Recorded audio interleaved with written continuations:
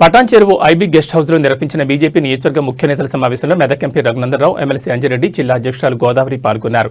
అనంతరం పాలమూరు, కృష్ణా జలాలపై ఏర్పాటు చేసిన మీడియా సమావేశంలో రఘునందనరావు తీవ్ర వ్యాఖ్యలు చేశారు. రాష్ట్ర శాసనసభలో పాలమూరు, కృష్ణా జలాలపై చిత్తశుద్ధితో చర్చ జరగడం లేదని విమర్శించారు. అసెంబ్లీ వేదికగా ఒకరినొకరు తిట్టుకోవడానికి అధికార ప్రతిపక్షాలు పరిమితమయ్యాయని అన్నారు. 10 ఏళ్ల బీఆర్ఎస్ పాలనలో కృష్ణా జలాల విషయంలో అప్పటి సీఎం కేసీఆర్ ఢిల్లీలో సంతకాలు చేసిన పత్రాలను ప్రజల ముందుంచామని తెలిపారు. తెలంగాణ ఉద్యమకారునిగా కేసీఆర్ ఎంతటి టీఎంసీలు సరిపోతాయో అంగీకరించిన విషయాన్ని గుర్తు చేశారు. పాలమూరు జిల్లా వలసల జిల్లాగా మారిన 10 ఏళ్ల బీఆర్ఎస్ పాలనలో గానీ 2 ఏళ్ల కాంగ్రెస్ పాలనలో గానీ ఎలాంటి అభివృద్ధి జరగలేదని మండిపడ్డారు. పాలమూరు బిడ్డగా సీఎం రేవంత్ రెడ్డి ఏదో చేస్తారని ఆశించిన ప్రజలకు నిరాశ మిగిలిందన్నారు. ఈరోజు పటాన్చెరు కాన్స్టిట్యున్సీలో ఉన్న 5 మున్సిపాలిటీలు మరియు సంగారెడ్డి కాన్స్టిట్యున్సీలో ఉన్న 2 మున్సిపాలిటీలు అందరూ మున్సిపాలిటీలో ఉన్న గతంలో పోటీ చేసిన వాళ్ళు మరియు కమిటీ మెంబర్స్ అందరినీ ఈరోజు మీటింగ్ పెట్టడం జరిగింది.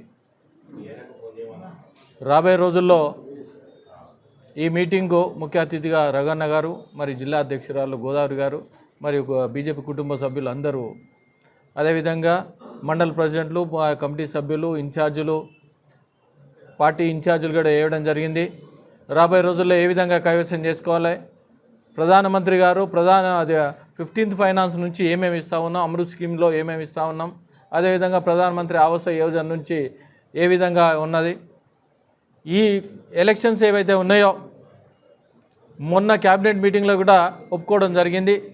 900 కోట్లు మార్చి లోపల ఎలక్షన్ పెడితేనే కేంద్ర ప్రభుత్వం నిధులు వస్తాయి, అందుకోసానికి ఎలక్షన్ పెట్టడం జరుగుతుందన్నారు. యువత ఏదైతే ఉందో 40% యువత మన తెలంగాణలో ఉంది. ఈ 40% యువత ఎవరైతే ఉన్నారో ప్రతి ఒక్కరు బీజేపీ ఆకర్షితులై, ఎందుకంటే అవినీతిని దూరం చేసిన పార్టీ ఏకైక పార్టీ భారతీయ జనతా పార్టీ.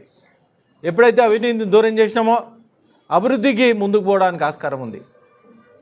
ఈ అవినీతితోనే అభివృద్ధి అంతమంది లాస్ట్ టైంలో ఏదైతే గత పార్టీ అయినా ఇప్పుడు పాలించే కాంగ్రెస్ పార్టీ అయినా మీరు చూస్తూ ఉన్నారు, ఎక్కడ ఏ మున్సిపాలిటీకైనా ఎక్కడ నిధులు ఇచ్చిన దాఖలాలు లేవు. ఈ విధంగా చూస్తే 2 సంవత్సరాల నుంచి ఎక్కడ తట్టెడు మట్టి కూడా వేసిన దాఖలాలు లేవు. అందుకోసానికే భారతీయ జనతా పార్టీ వైపు చాలామంది మొగ్గు చూపిస్తూ ఉన్నారు. ఈ 5 మున్సిపాలిటీలైనా 2 మున్సిపాలిటీ సంగారెడ్డి అయినా మేము కైవసం చేసుకుంటాం, ప్రజలు మా వైపు ఉన్నారు. మొన్నటికి మొన్న కూడా మేము సర్పంచ్ ఎలక్షన్లో వార్డు మెంబర్లు అయితే కొన్ని వేల మంది గెలవడం జరిగింది.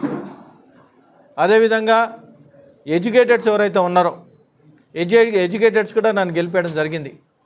ప్రతి ఒక్కరూ అభివృద్ధి చెందాలంటే భారతీయ జనతా పార్టీకి ఓటేయాలని 2 రోజులుగా రాష్ట్ర శాసనసభలో జరుగుతున్నటువంటి చర్చను మనం గమనంలోకి తీసుకున్నట్టయితే 10 సంవత్సరాల్లో టీఆర్ఎస్ పార్టీ అధికారంలో ఉన్నటువంటి 10 సంవత్సరాల్లో కృష్ణా నదీ జలాల విషయం లోపల అప్పటి ముఖ్యమంత్రి చంద్రశేఖరరావు గారు ఢిల్లీకి వచ్చి సంతకం పెట్టినటువంటి పేపర్లు, తెలంగాణకు ఎన్ని టీఎంసీలు అయితే సరిపోతాయని ఆ రోజు తెలంగాణ ఉద్యమకారుడిగా అంగీకరించిండో ఈ విషయాలు చాలా స్పష్టంగా ప్రజల ముందు ఉంచడం జరిగింది.